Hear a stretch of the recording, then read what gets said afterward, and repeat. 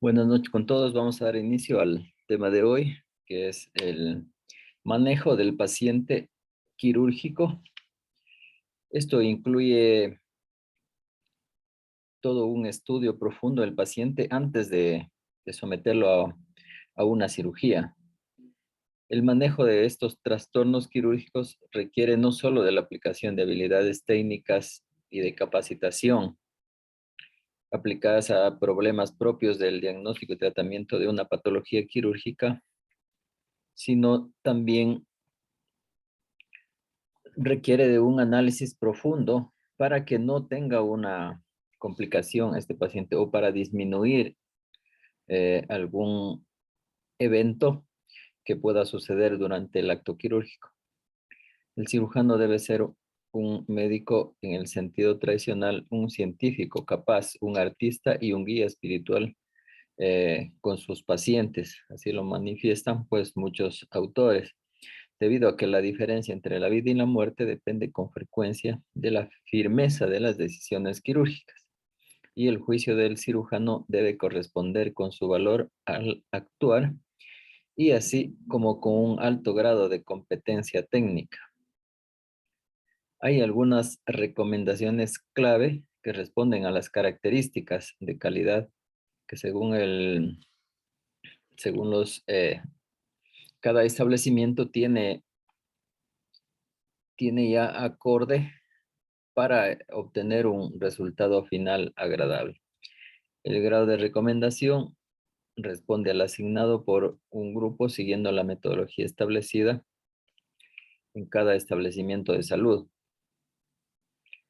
Se establecerá la prioridad clínica a una cirugía urgente, una cirugía preferente, o depende si se trata de una cirugía electiva o programada.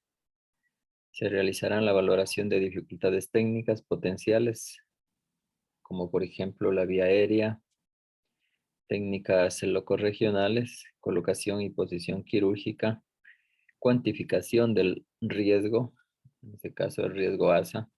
Es por eso que la valoración preoperatoria o perioperatoria no solo depende del cirujano, sino también de otros especialistas, ¿sí? Por ejemplo, por eso hay la valoración preanestésica, ¿sí?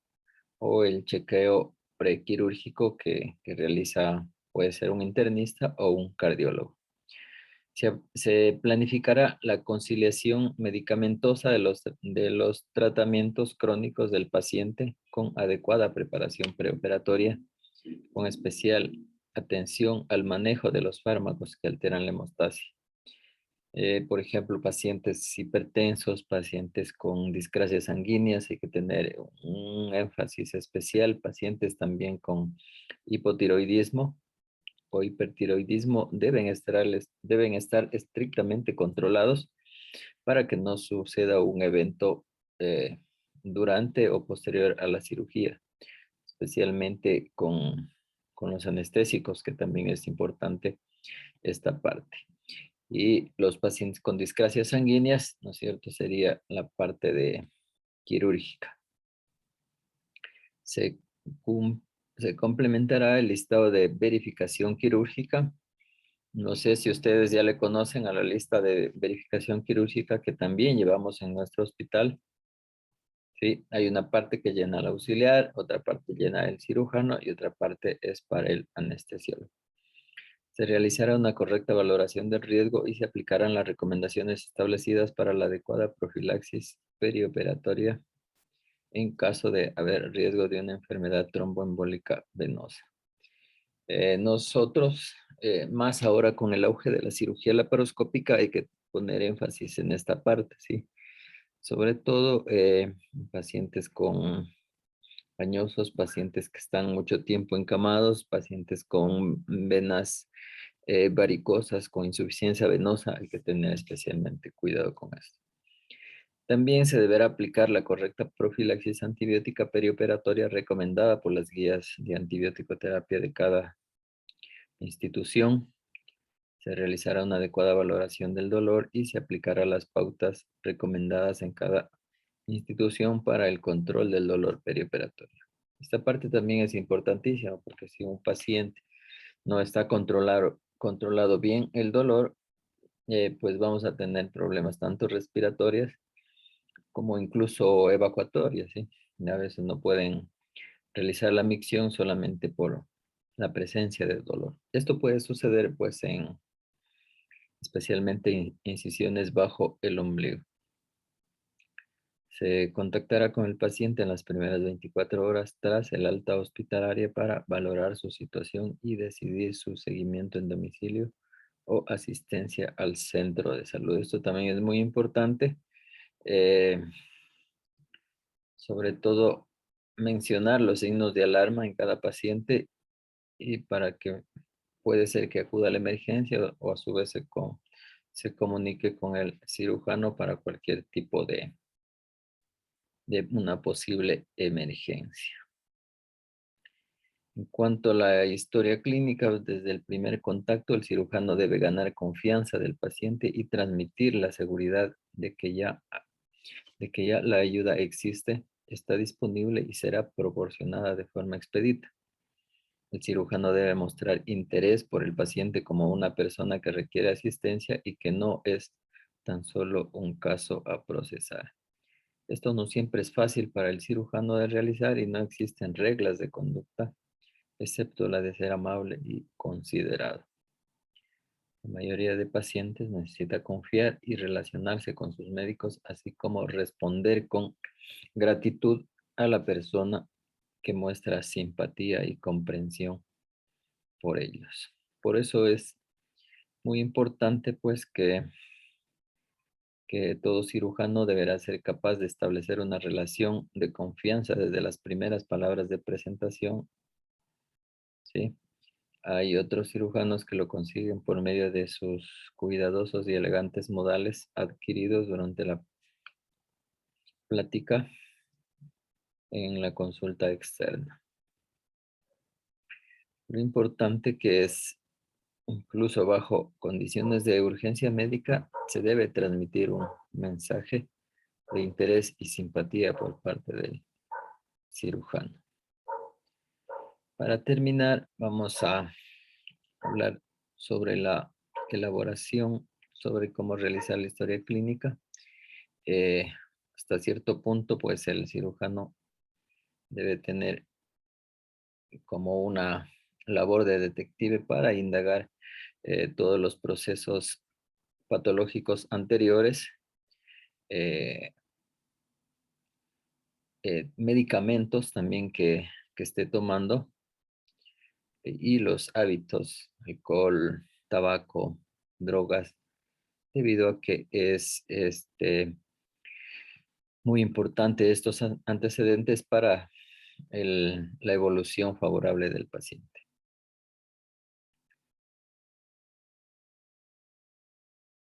Los síntomas frecuentes de las condiciones quirúrgicas que requieren un trato especial, al tomar la historia clínica se especificarán. Dice, deberán ser explicados por el cirujano, ¿sí? En cuanto al dolor, vómito, cambios en los hábitos intestinales, hematemesis, hematoquesis, o si hubo antecedentes de algún trauma, antecedentes heredofamiliares, por ejemplo, diabetes, o el síndrome de Peutz-Jeghers, una pancreatitis crónica, síndromes multiglandulares, síndromes endocrinos, eh, síndromes de poliposis también, que a veces son hereditarios, los antecedentes personales también, como ya se había manifestado anteriormente. Hay algo que casi no se realiza, es el perfil emocional del paciente. Por eso en otros centros la interconsulta a psiquiatría pues o a psicología es común, lo cual nosotros deberíamos realizarlo acá también en nuestra institución y no la realizamos. Bueno, entonces vamos a dar paso a Cristina para que continúe con la temática. Cris. Cristina, su consulta y sobre lo que es el abordaje al paciente quirúrgico. Como nos venía mencionando el doctor, en sí el cirujano aparte de aplicar todas sus habilidades técnicas y la capacidad en ciencias básicas que ha adquirido a lo largo de su preparación como médico, tanto para diagnosticar y para tratar las patologías quirúrgicas, este también debe mostrar cierta empatía hacia el paciente para que éste pueda demostrarle una confianza y poderle describir más detalladamente cuáles son sus dolencias y de esta manera uno como profesional poder tener la información que necesita para poder hacer un buen diagnóstico. Es así que la literatura nos decía que el médico, aparte de ser un científico eficaz, también debe ser humanista. Ante el primer contacto que tiene el cirujano con el paciente, nos dice que éste debería ganar su confianza y tratar de transmitirle seguridad para que el paciente pueda confiar en lo que el cirujano le está proponiendo, por decirlo así, como su tratamiento ideal, ya sea quirúrgico o no quirúrgico. Entonces es así que el cirujano tiene que transmitirle esa seguridad para que el paciente tenga la potestad y tenga la seguridad él también de poder coger y decidir qué es lo que va a realizarse. Además, el cirujano debe mostrar gran interés por esta persona, ya que esta persona está requiriendo una asistencia de parte del cirujano y no simplemente tratarlo como un caso más.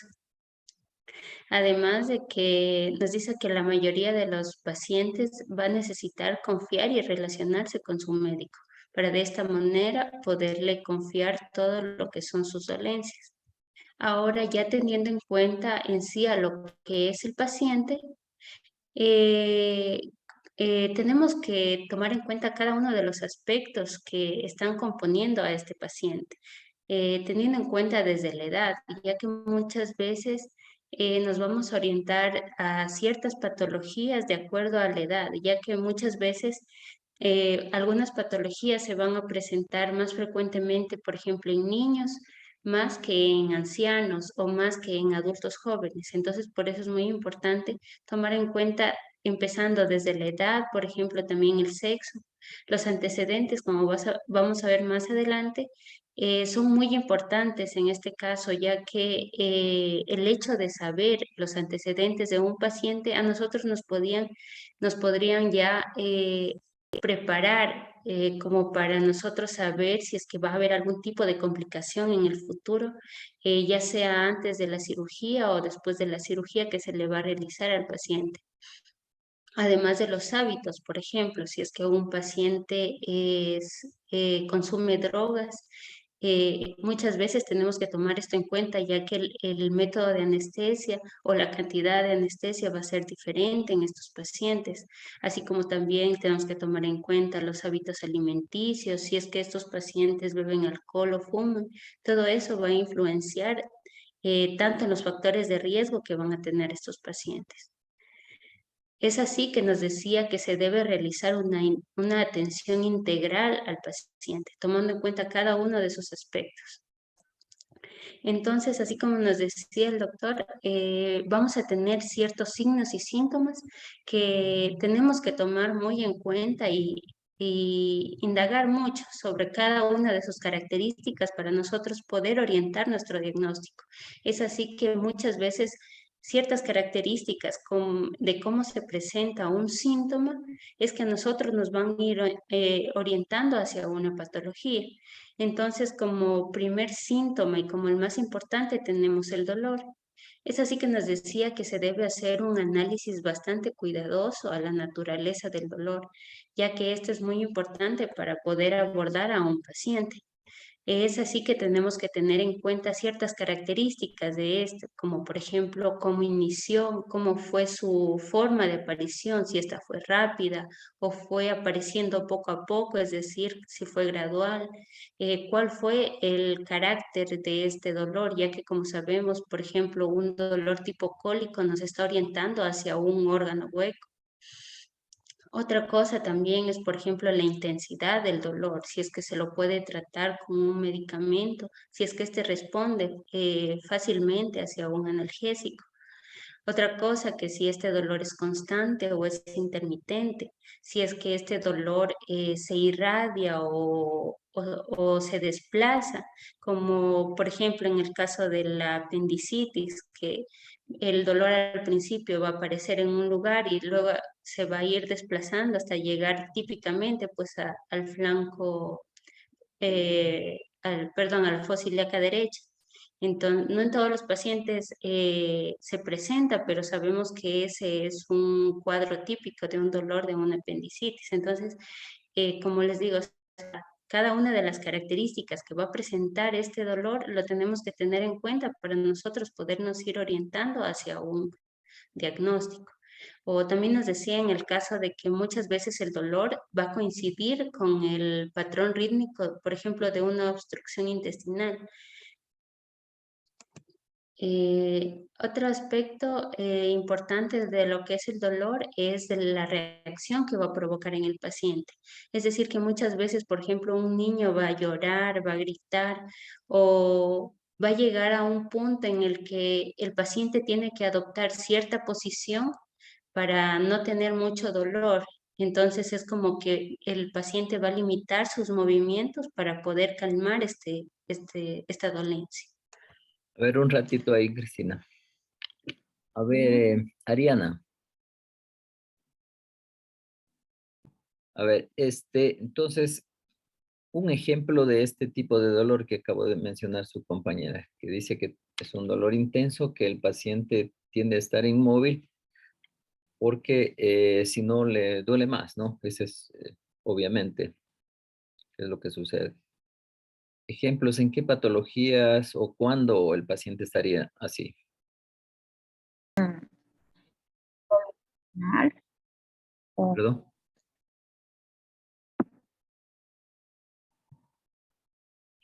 Cólico renal. No, más bien ese es un tipo cólico. La persona va a estar muy móvil cuando tenga este tipo de cólicos y ninguna posición le va a calmar ese dolor, ¿sí? O sea, cólicos renales, cólicos vesiculares, etcétera. El otro tipo de dolor por lo general es un dolor tipo peritonitis generalizada, ¿sí? Entonces el paciente puede adoptar una posición incluso en gatillo o una posición fetal, ¿sí? Porque mientras más inmóvil está, hay menos dolor, ¿sí? Incluso al hablar, al toser, al moverse, pues va a haber mucho dolor, entonces trata de estar inmóvil, ¿no? Entonces, este síntoma es muy importante valorarlo en emergencia, sobre todo, ¿sí? Para diferenciar o para que nos guíe a un diagnóstico. Continúe, Cristina. Entonces tenemos lo que es el vómito. En cuanto al vómito, igual vamos a ver todas las características del mismo, cómo se presentó, en qué cantidad fueron los vómitos, con qué frecuencia, en qué momento apareció o, por ejemplo, si este fue en forma de proyectil.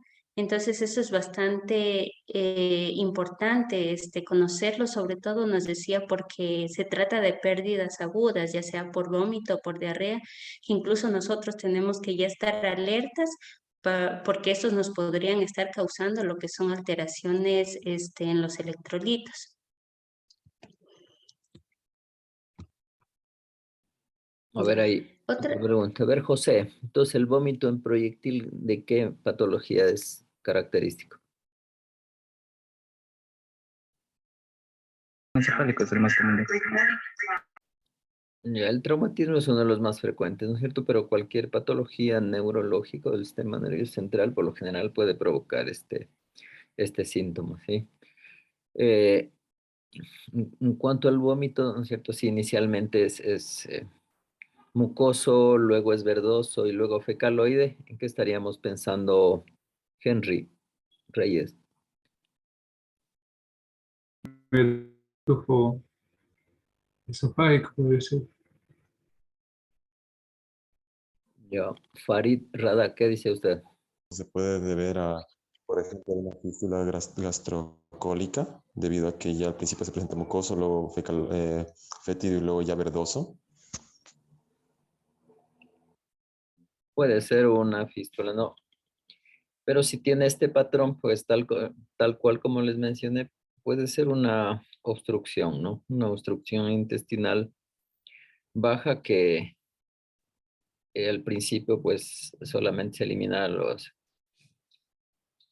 líquidos del estómago, luego puede ser intestinal y si la obstrucción está en el colon y vence la válvula ileocecal, pues este vómito puede llegar a ser fecaloide, ¿sí? O sea, elimina heces por el vómito. Entonces ahí estamos ya ante una obstrucción intestinal baja, ¿sí? Continúe, Cristina. Tenemos que tomar en cuenta son los cambios en los hábitos intestinales. Nos decía que muchas veces las personas no le toman mucha importancia a lo que son los hábitos intestinales normalmente. Pero muchas veces las personas tienen digamos, los hábitos intestinales son bastante regulares. Entonces llega a un punto en el que se dan cuenta que ha cambiado, ya sea por constipación o por diarrea, y entonces esto ya nos está orientando hacia que algo está pasando, ¿no? En el tracto gastrointestinal y aún más cuando existen la constipación y la diarrea de forma alternadas. Esto nos estaría orientando sobre todo a lo que es una colitis o una enfermedad de Crohn. Entonces también algo más que tenemos que tomar en cuenta es sobre lo que son el tamaño y la forma de las heces. Entonces también aquí lo que podríamos ver es, por ejemplo, la presencia de melenas. Ya. Otra cosa que podemos tomar en cuenta son la hematimesis o la hematoquesis. Entonces, nos decía que todo aquel sangrado que provenga de algún orificio corporal debe ser analizado completamente, ya que esto supone un riesgo para la vida, ya que como sabemos lo que se está perdiendo es sangre. Entonces, tenemos que tomar en cuenta si es que se está presentando con coágulos, si es que el color, ya que muchas veces el color de la sangre es lo que nos va a estar orientando. Por ejemplo, si es que es un sangrado digestivo alto o si es un sangrado digestivo bajo, dependiendo del color en el que se presente la sangre. Así como también se ha presentado algún cambio, como por ejemplo el vómito con pozos de café, lo cual es característico de lo que es el sangrado gástrico lento, o también cuando existen evacuaciones oscuras y tardías, lo cual en cambio nos estaría orientando hacia un sangrado intestinal superior. Y como nos decía usted, lo que es el trauma, muchas veces cuando llega el paciente traumatizado, por ejemplo en el caso de un accidente, lo que tenemos que tomar en cuenta y siempre preguntar es la posición en la que estuvo el paciente cuando ocurrió el accidente, para de esta manera nosotros podernos dar cuenta hacia dónde es que se pudo haber lesionado el paciente. O, por ejemplo, si fue en vehículo, a qué velocidad iba, si estaba con cinturón, si estaba en motocicleta, si es que estaba con casco, etc.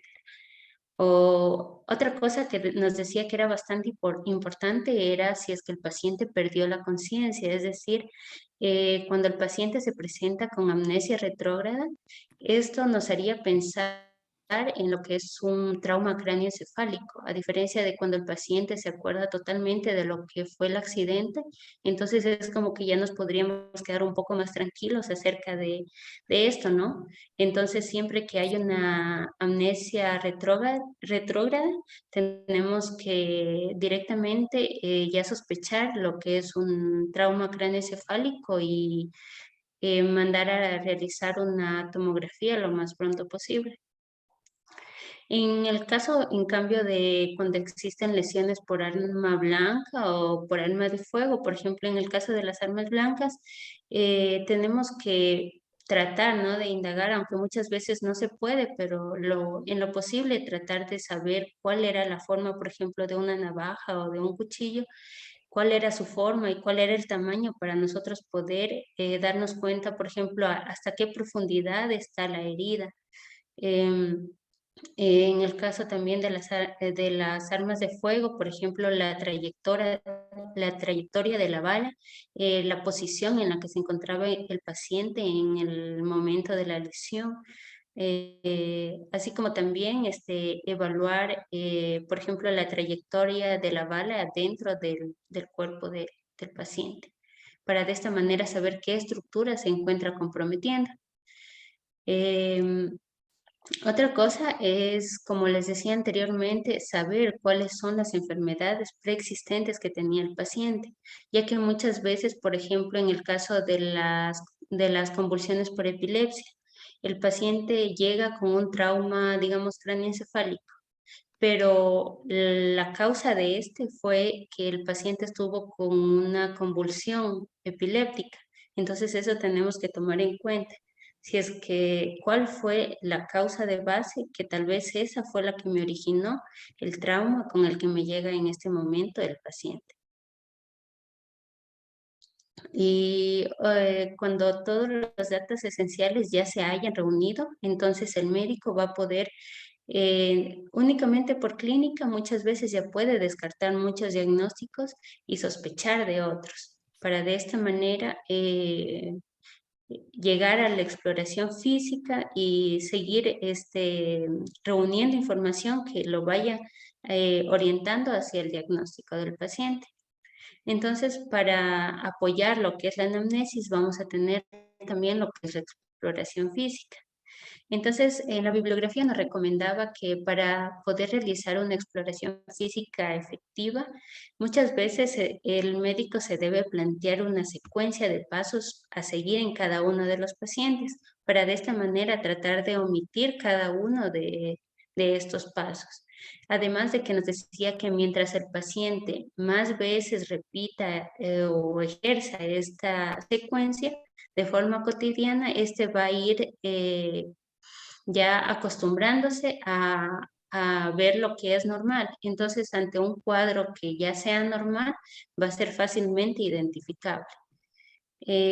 Nos decía que en el caso de la inspección nos recomendaba observar comparando cada uno de los dos lados del cuerpo para de esta manera poder identificar anomalías. Es decir, vamos a comparar lo que es el tórax en su parte derecha con el tórax en la parte izquierda, ya que podemos ver, por ejemplo, un neumotórax a tensión, en donde el tórax no se expande bien. Entonces, sí tenemos que ponerle bastante énfasis en lo que es la inspección. Luego tenemos también lo que es la palpación. Nos decía que muchas veces, sobre todo en lo que son los niños, la palpación va a ser bastante difícil debido a que, por ejemplo, va a haber espasmos o la misma tensión o la misma ansiedad que van a presentar por el dolor que están sintiendo, no nos va a dejar realizar una palpación, digamos, muy efectiva. Pero ahí es donde debe entrar el médico, tratando de calmar y darle confianza al paciente para que le permita realizar la exploración y poder identificar, como nos decía, tratar de precisar lo más que podamos la localización del dolor y en sí la extensión del área dolorosa, ya que esto es bastante relevante para poder nosotros llegar a un diagnóstico. Y también nos decía que en cirugía la auscultación, sobre todo de lo que es el abdomen y los vasos periféricos, es bastante importante. Como sabemos, a nivel abdominal, lo primero que se hace después de la inspección es la auscultación para de esta manera tratar de no modificar los ruidos intestinales a través de la palpación. Entonces, muchas veces, por ejemplo, en el caso del hilio paralítico, con la auscultación vamos a poder darnos cuenta que ahí se encuentran disminuidos los ruidos hidroaéreos O, por ejemplo, en el caso de una obstrucción intestinal, en cambio, vamos a auscultar lo que son los ruidos de lucha contra esa obstrucción. Entonces, es bastante de valor lo que es realizar la auscultación en este caso. Ahora, en cuanto a los exámenes de laboratorio que tenemos que tener en cuenta, nos decía que este sobre todo va a ser o sea, para poder completar nuestro diagnóstico, pero también nos decía que iban a haber ciertos objetivos que se iban a alcanzar a través de los exámenes de laboratorio. El primero era descartar la presencia de padecimientos asintomáticos que puedan afectar el resultado quirúrgico. Es decir, que, por ejemplo, si muchas veces ya está planificada la cirugía de un paciente, pero no, ni siquiera el paciente sabía que, por ejemplo, tenía una anemia o muchas veces una diabetes. Otro de los objetivos es la valoración de enfermedades que puedan contraindicar el hecho de realizar la cirugía que ya estaba programada y que requieren primeramente tratar esas patologías, estabilizarlas para luego sí ya poder programar una cirugía. El tercer objetivo es el hecho de diagnosticar padecimientos que van a necesitar ya la cirugía. Y el cuarto es evaluar la naturaleza y la extensión de las complicaciones metabólicas o sépticas, es decir, ya tener ya ese conocimiento de que puede haber alguna complicación. En cuanto a esto acerca de las complicaciones de los pacientes, también nos decía que iba a haber una escala a través de la cual vamos a valorar lo que es el riesgo que va a tener un paciente para una cirugía. Entonces teníamos los criterios ASA, que se iba a dividir en cinco estadios, por decirlo así. En el primero nos decía que se trataba de un paciente sano, con un proceso localizado, pero sin afectación sistémica. En el ASA 2 se trataba de un paciente con una enfermedad de base sistémica, pero que es leve. En el ASA 3 nos decía que se trataba de un paciente con enfermedad sistémica grave, pero que no lo incapacita al paciente. En el ASA 4, en cambio, se trata de un paciente con enfermedad sistémica grave y que también lo incapacita, además que constituye una amenaza para la vida del paciente. Y en cuanto al ASA 5, ya se trata de un enfermo moribundo que su expectativa de vida no va a exceder lo que son las 24 horas. El ASA 6. Sí, El ASA eso 6 ya faltó. Ahí es el paciente que ya está descerebrado y sirve para donación de órganos, ¿sí? Hay que evaluar eso. Ajá, Otra cosa sobre los ya. exámenes de laboratorio, casi todo paciente menos de 35 años,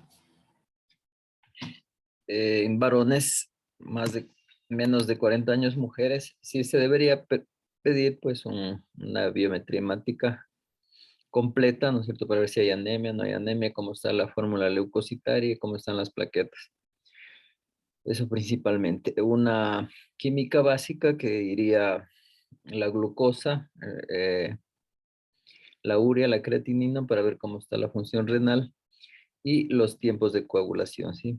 Por lo general que se valora con TP y TTP. Entonces, con esto, en niños y mujeres y adultos jóvenes estaríamos más que suficientes, ¿sí? Pero si de acuerdo a la valoración clínica, pues presenta alguna otra patología, algún riesgo, ahí sí ya deberíamos pedir otros exámenes adicionales, ¿sí?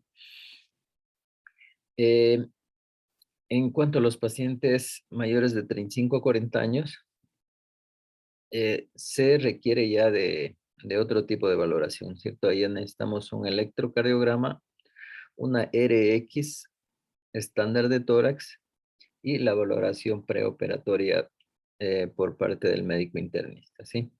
Se está adicionando, dependiendo de los hábitos alimenticios, y solicitar un perfil lipídico, aunque no tiene mucho valor en sí quirúrgico, ¿no?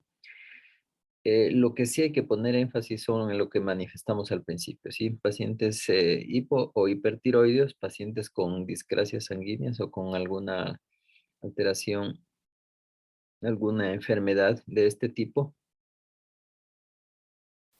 personas diabéticas, ¿sí? Que deberían estar controladas. Pacientes hipertensos, ahí ya no necesitamos exámenes, pero sí tener controlada la presión arterial para que vaya en las mejores condiciones. Es por eso que un paciente que sea sometido a una cirugía electiva, pues va preparado y con todos los exámenes tiene un riesgo mucho menor o una mortalidad mucho menor que un paciente que sea operado de emergencia, ¿cierto? Un paciente que se ha intervenido ya por emergencia, esté como esté, pues toca operarlo, ¿no es cierto? Y eh, tenemos que asumir los riesgos, ¿sí? Tanto el cirujano como el paciente y familiares, ¿sí? Continúe. Para poder ya finalizar con lo que es el diagnóstico de una patología quirúrgica, vamos a tener también ciertos exámenes de imagen en los que nos podemos apoyar para poder realizar este diagnóstico. Entonces, entre ellos vamos a tener lo que son las radiografías, también vamos a tener lo que son las ecografías, las resonancias, las tomografías, las endoscopías y las colonoscopías. Eh, Como sabemos, cada una de ellas va a ser utilizada para diferentes fines de acuerdo a la patología a la que nosotros estamos, de la que estamos sospechando. Y siempre tomar en cuenta que, por ejemplo, hay ciertos exámenes los cuales van a ser operador dependientes, entonces también tenemos que tomar eso en cuenta. Además de que también tenemos que tomar en cuenta que, por ejemplo, en el caso de las endoscopías, estas no solo van a ser de tipo diagnóstica, sino que también pueden ser ya de tipo, a través de las cuales vamos a poder dar ya este tratamiento. Entonces, ya una vez que nosotros hemos diagnosticado ya lo que es una patología quirúrgica, el cirujano va a decidir si es que el paciente va a poder recibir o necesita este tratamiento quirúrgico o no. Y en el caso de que sí, muchas veces, perdón, en el caso de que el médico crea conveniente realizar esta intervención quirúrgica, lo que nos decía usted acerca de lo que es la profilaxis antibiótica que se les da a los pacientes, que normalmente se lo suele hacer con cefazolina, ya que este tiene un perfil bastante seguro y tiene un amplio espectro para este fin. Pero también se podría utilizar, nos decía, la vancomicina, pero esto únicamente se iba a reservar para aquellos pacientes que tienen alergia a los beta-lactámicos, incluida lo que es la clindamicina. Y esto se iba a administrar. En el caso de la cefazolina, incluso se lo podría dar 15 a 45 minutos antes de realizar la incisión, pero en el caso, por ejemplo, de la vancomicina o en el caso de que se administre fluoroquinolones, estas como se administran en infusión lenta, estas para poderlas tolerar, se deberían administrar al menos 1 a 2 horas antes de la incisión. Y esa sería toda mi exposición, Doc. Gracias. Muy bien, gracias también. Entonces, es importante también los exámenes complementarios, ¿sí? Entonces, todo paciente con una posible masa, a cualquier nivel que esté, si sospechamos de algún tumor, siempre debemos pedir una tomografía simple y contrastada, ¿sí? Sea en tórax, en cabeza, sea en la piel, sea en abdomen, donde quiera que sea. Entonces, esto también es importante en cirugías electivas, ¿sí? Porque contrastada, porque es importante tanto para el imagenólogo como para el cirujano valorar la irrigación de este tumor, ¿sí? Una masa, mientras más sea irrigada, pues mayor riesgo de que sea neoplásica, maligna, ¿sí?